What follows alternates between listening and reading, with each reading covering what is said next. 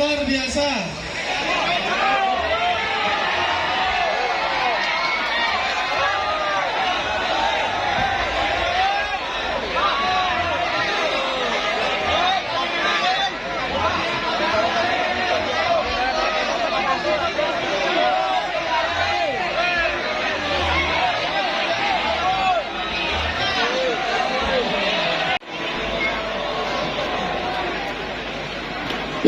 Wallahu yuhibbul muhsinin.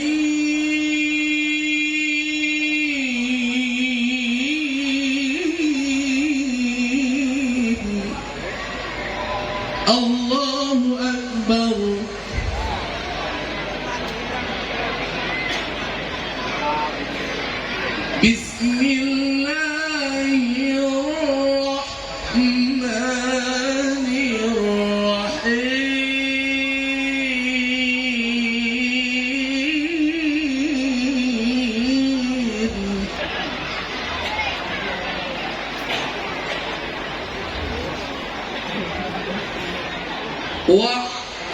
واعتصموا بحبل الله جميعا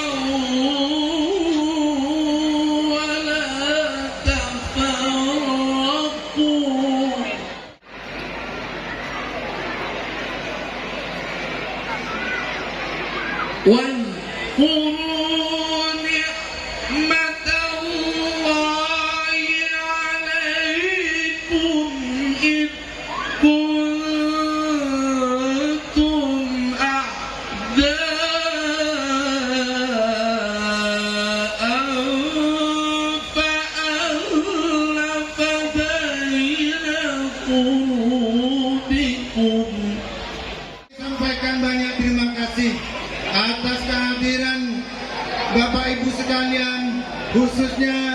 kepada Al-Mukarram Al-Ustaz Profesor Dr. Abdul Somad LCMA yang berkenan hadir ke tempat ini, juga kepada Al-Mukarram Kiai Haji Fauzi Tijani, Profesor Dr.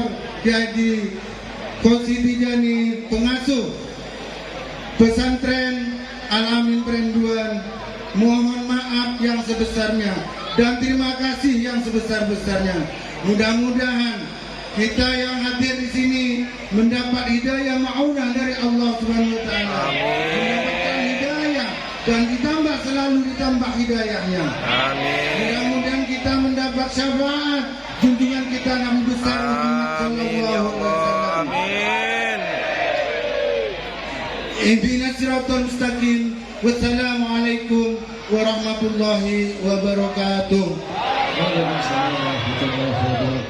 Wali muhtahimi maulaya salli wa sallim daiman abada ala habibika khairil khalqi kullihi. Habis waktu 30 menit untuk di sini. Sekarang pindah ke sana 30 menit. Mohon izin, mohon izin.